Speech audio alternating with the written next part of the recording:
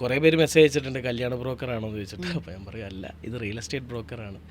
So അങ്ങനെ ഇട്ട് തുടങ്ങിയ പേരാണ് ഈ മല്ലു ബ്രോക്കർ എന്ന് പറയുന്നത്. എന്നാലും അത് ആരാ സജസ്റ്റ് ചെയ്ത പേര്, അതോ സൂരജിന് തന്നെ തോന്നിയതാണോ? ഞാൻ തന്നെ സെലക്ട് ചെയ്തതാണ്. അത് അന്നത് അങ്ങനെ ഇങ്ങനെ ഒരു ആൾക്കാരെ റെക്കഗ്നൈസ് ചെയ്യുന്നുള്ള ആഗ്രഹം ഉണ്ടായിരുന്നു, പക്ഷെ ചെയ്യുമെന്ന് വിചാരിച്ചിരുന്നില്ല. ഒന്ന് ശ്രമിച്ചു നോക്കി, പിന്നെ വീഡിയോസിലെല്ലാം റെഗുലറായിട്ട് അത് പറഞ്ഞു നോക്കി.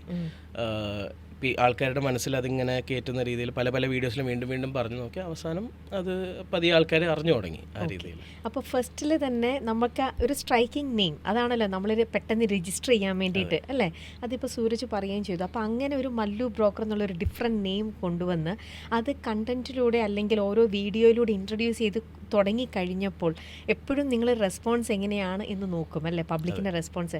അപ്പോൾ എന്തായിരുന്നു ആദ്യം നമ്മുടെ ദുബായ്ക്കാരുടെ, നമ്മുടെ മലയാളികളുടെ റെസ്പോൺസ്? അതിനെ എന്തെങ്കിലുമൊക്കെ ഏതെങ്കിലും തരത്തിലുള്ള കളിയാക്കലുകളോ അല്ലോ എങ്ങനെയായിരുന്നു അവരുടെയൊക്കെ ഒരു റെസ്പോൺസ് വന്നിരുന്നത്? ഇനീഷ്യലി എങ്ങനെയാണെന്ന് വെച്ചാൽ, ഞാൻ പേഴ്സണലി സ്റ്റാർട്ട് ചെയ്യുന്നത് ദുബായ് റിയൽ എസ്റ്റേറ്റിന് മുന്നേ ഞാനിവിടെ വേറൊരു സെയിൽസിലാണ് വർക്ക് ചെയ്തിരുന്നത്. അത് കഴിഞ്ഞ് ഒരുപാടധികം ബാധ്യതകളും കാര്യങ്ങളും ഒക്കെ വന്ന് ഒരു 70-75 ലക്ഷം രൂപയോളം ലോണും കാര്യങ്ങളും ഉണ്ടായി. അത് തീർക്കാനായിട്ടാണ് ഞാൻ ബേസിക്കലി ദുബായിലേക്ക് പോകുന്നത്.